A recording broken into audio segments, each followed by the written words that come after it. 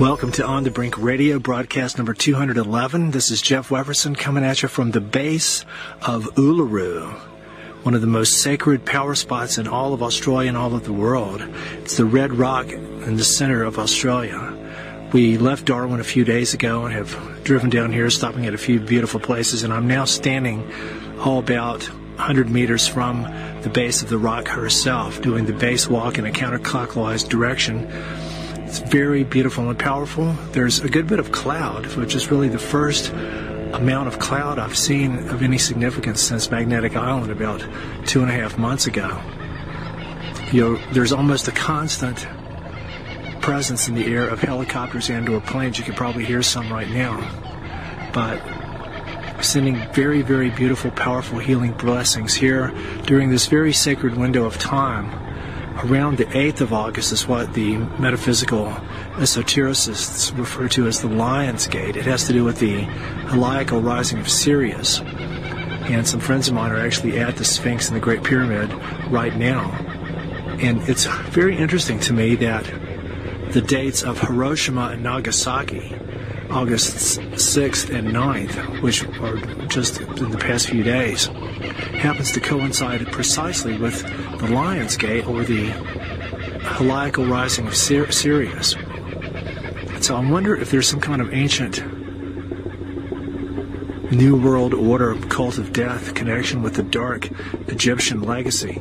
Who knows, something to think about. But I'm here to really experience the beauty and power of Mother Earth in a beautiful sacred place, fully honoring the men's and women's sacred sites and all the ancient cosmological dreamtime song lines and dreaming locations and stories with utmost respect. But ultimately, my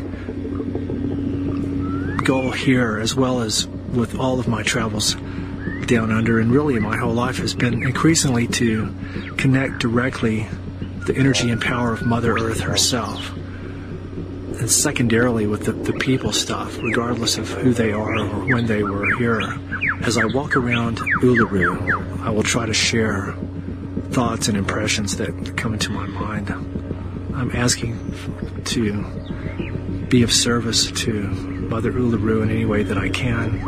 I talked with Barbara Randall on the phone today, the widow of Uncle Bob Randall, who used to be one of the custodians of Uluru. She gave us permission to go to the Mutijulu waterhole, which I'll go to in another couple hours. But I'm asking from Uluru to give me power and wisdom and inspiration to do all of my work here in this lifetime. The healing of Koyaanisqatsi. I'm here at Katajuta at Valley of the Winds. It's the day after I was at Uluru. Very amazing, powerful time here. At Uluru, I met a beautiful Pitjantjatjara artist named Pamela Taylor. She was painting a very interesting painting of Orion and the Pleiades. Very, very cool. I'm in the center of Painted Rock, and I also was able to meet and catch up with Keisha Randall, Uncle Bob's favorite granddaughter. This is a very interesting connection. These are the traditional people of this land. We're now at Katajuta, also called the Olgas by the white man, doing a walk called Valley of the Winds before we head back to Alice. Very beautiful and cosmic place. Very peaceful energy here. Beautiful, warm winter day.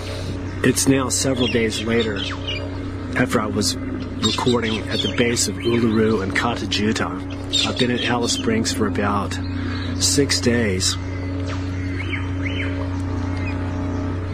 lingering in the beautiful warm sunshine after being in the tropical warmth for over 4.5 months, and preparing to head south down into Adelaide, into a much more southerly region that's probably going to be cloudy and rainy and cold.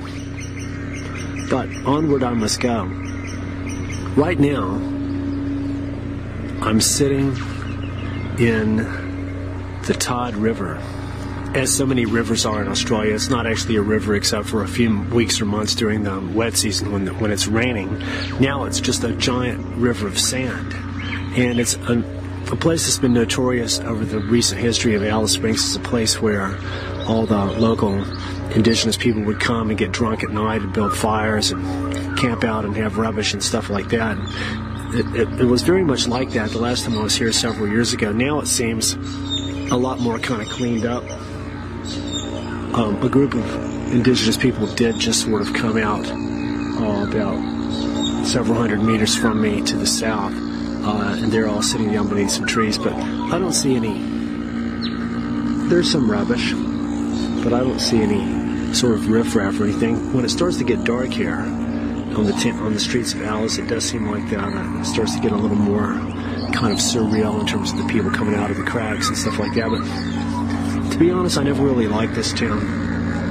I always thought it had a kind of a coarse, rough feel to it, even a good bit of sort of racism, which I think is probably still there. But now it seems like a lot of the black people I see on the street have a more sort of coarser vibe than they had before.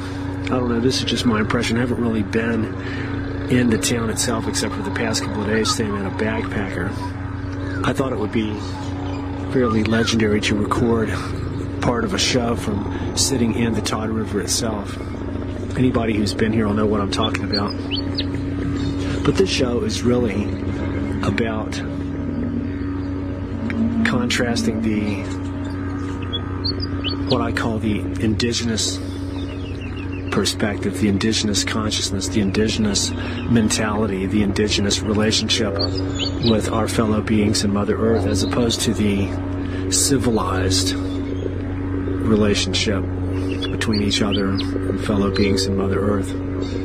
The show is called Message from the Red Center in the Presence of the Sacred. In my email posting from last week's show, called The Atlantean Discontinuity in the Absence of the Sacred and the Healing of Koyaanisqatsi, I contrasted the beauty and harmony of Uluru, the big red sandstone monolith in the center of Australia, an icon of Dreamtime, and a symbol of the indigenous harmony of the natural world. I contrast the image of Uluru with that of, say, like the Great Pyramid and the Sphinx, for example, or other feats of ancient geoengineering that were based on mining precious things from the land, on war with nature, on the engineering and mechanization that we continue to glorify ourselves for our progress so far down the path of. So it's very interesting to think of Uluru sitting here in the central desert of Australia for hundreds of millions of years at least, and the pyramid sitting there in Egypt for maybe a few tens of thousands of years at most. And so why does our mentality, the distributed mental operating environment of today, why do we glorify the pyramids and even think that they had to be done by an advanced civilization of extraterrestrial stonemasons? Why do we worship that and a beautiful, sacred, natural place like Uluru is basically invisible? I mean, sure, it's a well-known tourist destination, but beyond that, did you ever see any documentary films or books about the geological history of Uluru? One of the things I'd like to try to do in this show is to contrast my speculations and intuitions about the mentality of the Dreamtime, the mentality of the indigenous people of Australia, for example, way back in the day before the invasion of the white man, and how this is, to me, probably very similar to a state of grace that beings in the Garden of Eden might have had. This is all using mythological metaphors, of course, but the sort of mentality of the, what you might call the Sat Yuga, S-A-T, Sat Yuga meaning truth. It means the golden age and the ancient calendrical system of the Hindus. This mentality is contrasted with the very distorted and demented distributed mental operating environment of today that I've observed on and warned about and had to deal with every day. A mentality that irrevocably anthropocentric. Its anthropocentrism permeates the entire distributed mental operating environment. And so, if our mentality remains fixed within and on ourselves, what possibility do we have of actually even making a rudimentary step towards a genuine understanding of beings that aren't human, beings that aren't even animals, like plants, trees, rocks, planets, Mother Earth, comets, asteroids, stars, galaxies? All these are beings that live in the same universe that we're in. But we've come to think that we're the only intelligence in the universe, and that everything else may or may not have wee little gradations of intelligence based on our own ability to quantify and detect these signs of intelligence in all these other beings and life forms. It's actually quite bizarre. I think that the ancient indigenous mentality of the Australian people was very much like what the mentality of the whales and dolphins of today is like, or especially if they were living in a world undisrupted by military-industrial activities. Even though the indigenous people of Australia have hands and do use tools, they're still essentially a non-material, spiritually oriented culture. Whereas the whales and dolphins don't even have hands. They don't have objects that they manipulate. They don't have symbolic language. These are things I've talked about on the show many, many, many times.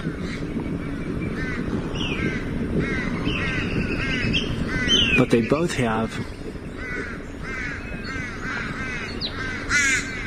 all the salient qualities of very, very sophisticated spiritual cosmology.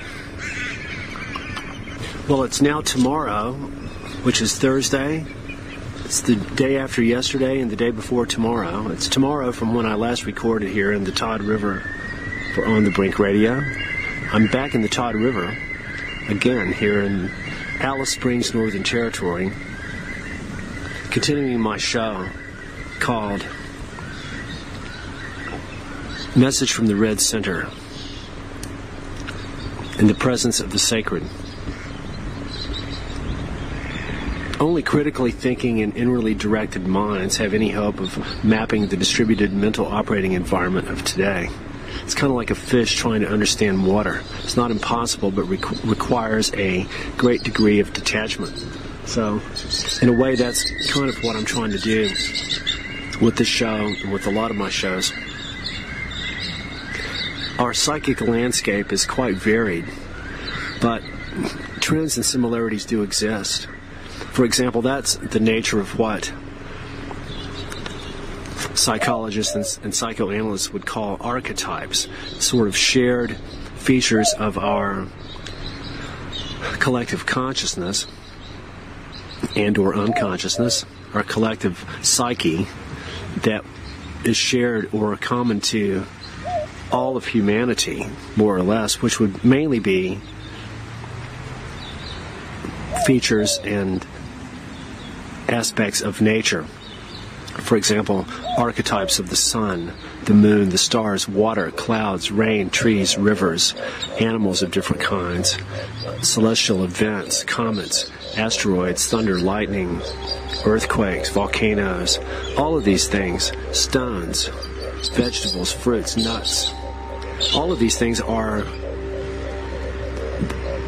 archetypes of our mind, because they're as ancient as any contents of our psyche could be. In the world of today, in the world of industrial civilization, or of civilization in general, we've got more modern,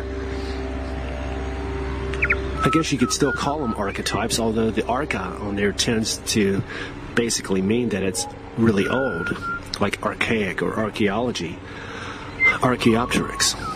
But modern archetypes, which that's almost an oxymoron, but trends or symbols or images or artifacts of our modern day psyche that are shared by many people in the world of today would be more sort of products, like the worldview espoused by television or mass media, Hollywood, the products, automobiles, guns, chainsaws, tractors, mobile phones, selfie sticks. All of these are sort of features littering the psychic landscape of today.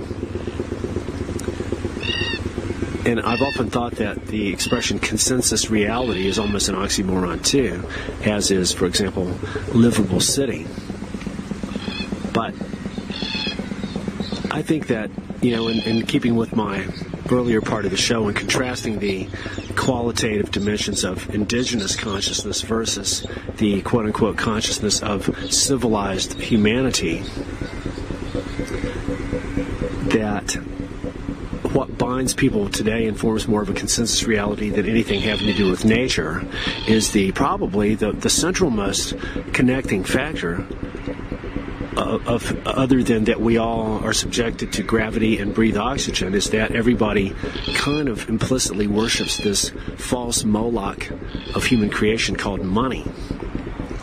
But the point I'm getting at is that people of today in every society, whether they think of themselves as indigenous or civilized or whatever, are largely products of the engineering of consumer society. They're sort of consumer clones, mentally and increasingly physically. Because, like in the world of today, no matter what country you go to, everybody's going to be driving almost the same cars. They're going to be talking on almost the same mobile phones. They're going to be watching the same shows on television. Watching the same shows on television, regardless of what language it might be, and they still might be watching I Love Lucy in a different language, but it's all the same thing. So a lot of this is subject for another show. I don't want to deviate too far from what I was talking about, but I've realized that a really important distinction to make, or a parallel to look at, is what I might call intra-species contamination through communication. That would be different countries or cultures, language groups within humanity itself, which is, or used to be, just one species of life. How different language groups and cultures can contaminate others through the process of communication. Now, it might be more accurate to say that through communication, a cross-pollination occurs, whereas through invasion, a contamination occurs. That's probably closer to the truth, but there's elements of both.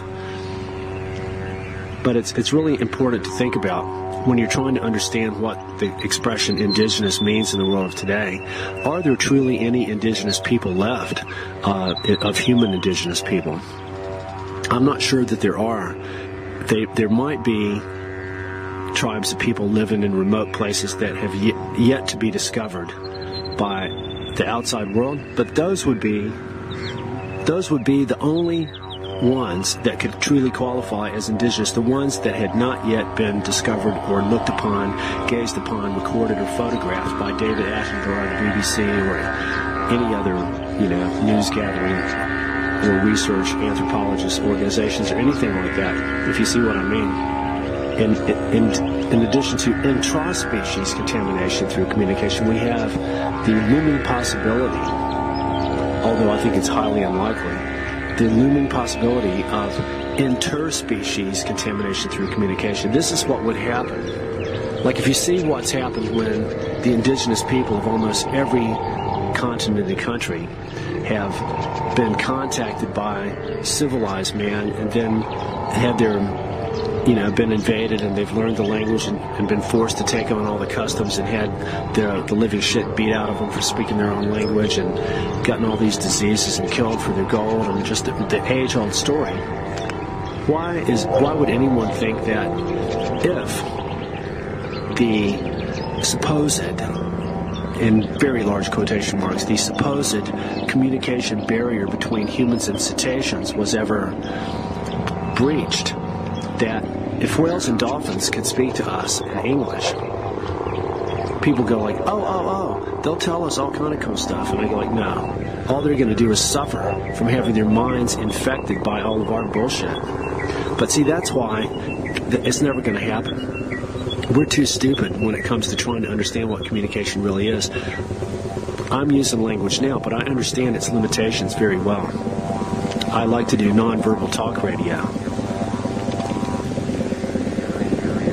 But the whales and dolphins are, I believe, deliberately protecting themselves and or being protected by a sort of psychic and cognitive membrane that's preventing any kind of actual communication happening in terms of the way that we think that we want it to happen. Like people that think that it's all this left hemisphere sort of like linear,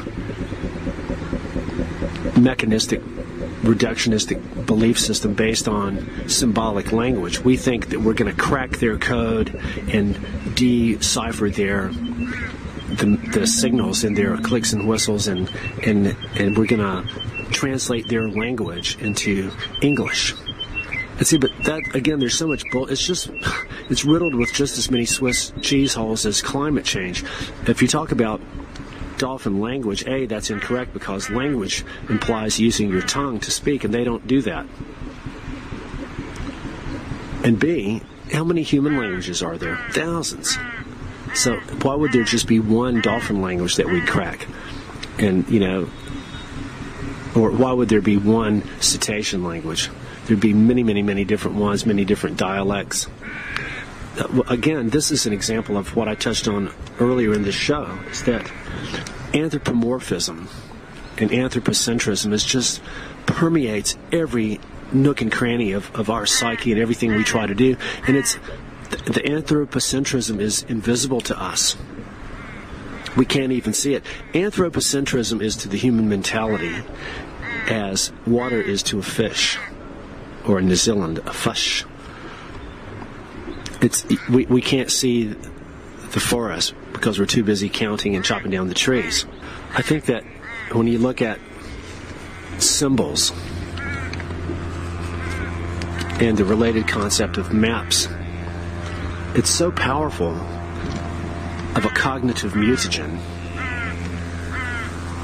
Like we tend to look at the evolution of symbolic language as an asset, as a force multiplier of our intelligence coefficient that's enabled us to conquer space and time in each other. And in a way that's true, especially if your belief system of values is only anthropocentric. If we're just looking at the survival and supposed short-term well-being of our own species, sure, symbolic language has helped us to accelerate our learning curve, our expenditure of the Earth's and the heliocosm store of energy. That's been the ladder we've climbed to reach the position of the dominant species on this planet. But it's really, symbolic language and communication has really been a cognitive mutagen in that it's enabled us to truly mutate our own psyche in ways that we can't even understand. And even it led a kind of psychedelic author and researcher and pharmaceutical chemonaut William S. Burroughs to declare, and I believe he even wrote about it somewhere, that he thought that language was a virus. But if you think about it, there's some interesting ideas in there, because a virus, as we understand it or have created it in our mind, a virus consists of information at the genetic level, basically RNA and DNA, nucleic acids that are information codes that tell the cellular structures and processes of an organism that it invades. It's information that tells the cell, the host cell, what to do. The virus on its own can't do anything. It's just some information. But once it gets in the right place where it can take over, just like the CIA putting in their people as the heads of corporations and government organizations and military departments and stuff like that. It's like a virus is in a position to take command of the organism through control of its central command, control, and communication channels. Another interesting topic for another show. So, there's two things that I'm trying to address here. Imagining the undisrupted dream time, which would be sort of like trying to enter the Garden of Eden in your mind. And I think that's what the sculptures of William Ricketts in the Dandenongs of Melbourne and at Pitchy Ritchie here in Alice Springs, his sculptures of the indigenous people here, what they were like, what they looked like, 70 years ago, before they were almost totally prevented from living in their ancient way. They look like angels from the Garden of Eden. And I believe that this form of mentality, this distributed mental operating environment, was very closely isomorphic with and resonant with nature herself, the universe. And even philosophers have written at length about the mind as nature. I think Gregory Bateson even wrote a book called that, The Mind as Nature, because when you think about it, traditionally, like until the dawn of civilization, like probably for millions of years, before we had civilization, before we lived in cities where we had houses and electricity and lights and noise and all that stuff, before then, our minds would have been nature. And our minds would have had smaller components of that which we created, which is in truth a part of nature, but we would have had stories and songs and beliefs and stuff, but we wouldn't have had massive walls of voodoo artifacts that substituted themselves for the truly alive contents of nature. So imagining the undisrupted dream time, which I think is what the consciousness of the Sat Yuga is like. The golden age. It's the longest age in the Hindu cycle of the galactic seasons. It's the age in which we are our truly spiritual selves. And that's how I think that the indigenous people of Australia have always been until the white man came. And I think that's how the whales and dolphins are now, even though they aren't suffering per se from all of the same things that have befallen the indigenous people. They haven't been forced to stop speaking their language. They haven't had their children stolen to go to a Catholic school. They haven't had alcohol and tobacco and white flour and sugar foisted on them. They haven't been forced to engage in slave labor or to copulate with and bear children with the white man. The whales and dolphins have avoided all this. Not to say that they aren't suffering immensely from human military industrial civilization, which they are. But the parallels are very severe and very salient here. Another thing to think about are the mechanisms of assimilation. I just touched on some of those. But if you look at, for example, the plight of the indigenous people of Australia, like here in the Central Desert where I am right now, you see a lot of these people on the street, and it just makes your heart break. And many of them are very destitute. it's just an extremely complex situation. I mean, I could record probably 3 whole radio shows just talking about the indigenous situation here in Australia. I've touched on it many, many times. But this visit to Australia has been very, very, very enlightening in that way, and into the utter complexity and contradictions within this whole scenario. And this bears heavily on, trying to determine what it does mean to be indigenous. Because I think that it's probably accurate to say that there's truly no real indigenous people left in this world unless they haven't been discovered by the white man yet, or the European Western civilization of humans. People can be the cetaceans too. Civilization is like this giant invasive juggernaut. You see how it's moved in here in Australia just in the past 150 years. And in an area where I now sit, or 500 meters from here, was probably a very sacred meeting ground, because it's the bed of a giant river, and at a sort of a central crossroads here at a gap in the McDonnell Ranges, that was a very sacred, probably a meeting ground of many different tribes. There was a lot. There's like probably 40 or 50 different language group communities. Well, these are communities formed by the white man in the past 100 years or so. So I'm not sure. There are a lot of indigenous people whose land this is, and they all lived relatively close to each other in varying degrees of harmony and possibly conflict, but they all lived together here for a really long time. The white man has come along and sort of rounded them all up into these communities and stuff, very similar to the way that they created all the reservation systems for the Native Americans in the States. But this show that I'm recording today has been more of sort of a list of topics that deserve greater in-depth coverage in future shows.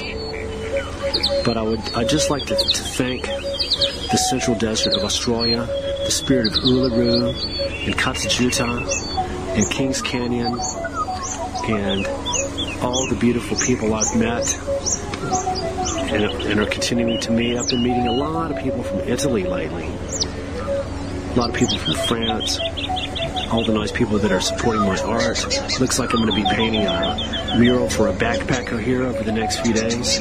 Then I'm going to continue south down to Adelaide and hopefully make a trip up to the Flinders Ranges to visit Wilpena Pound and possibly my old friend Uncle Ron Coulthard, who's been a very profound activist against uranium mining in that area. And then possibly make a trip down to Kangaroo Island, which I've never been to before. Then over to Melbourne, and then I've got a flight back to New Zealand on the 7th of September out of Sydney. So that's a lot of ground to cover. But this has been a very fantastic visit. I've spent a couple of months on Magnetic Island. I've recorded 5 shows at the Botanical Garden in Darwin, which I really, again, want to thank Gregor and Aquaria for having me, and my friends at Eva's Cafe in the Darwin Botanical Garden, and all my beautiful grandmother tree family there. Everyone here in the Central Desert, everyone who I'll see on my journey, everyone who's supporting me, and also Teddy, Wally, Ruby-Ann, Big Teddy, Heidi, and Phil. Oh, Weffy, we love you, and we've really been, well, we miss the ocean because this is the longest we've been away from the ocean in many, many months. Well, yeah, it's been 2 or 3 weeks since we got to swim in the ocean. That last day we left Darwin. I think maybe at Kelang in New South Wales we might have gone almost this long without seeing the ocean. But we'll be there soon enough. But anyway, this is Jeff Wefferson Phillips signing off from the Todd River Basin here in Alice Springs, Northern Territory, land of the Dreamtime ancestors. I'd like also to thank Aboriginal artist Harold Thomas, designer of the Aboriginal flag and landscape artist par excellence, for giving me permission from his stance as a traditional custodian of this land and a fellow artist, giving me permission to paint my interpretation of a rainbow serpent type being for this mural. And Harold, I really want to thank you for your ongoing work, and also Peter Chumley and all my beautiful friends. This is Jeff Wefferson signing out from On the Brink Radio. Take care, good day, and right, mate.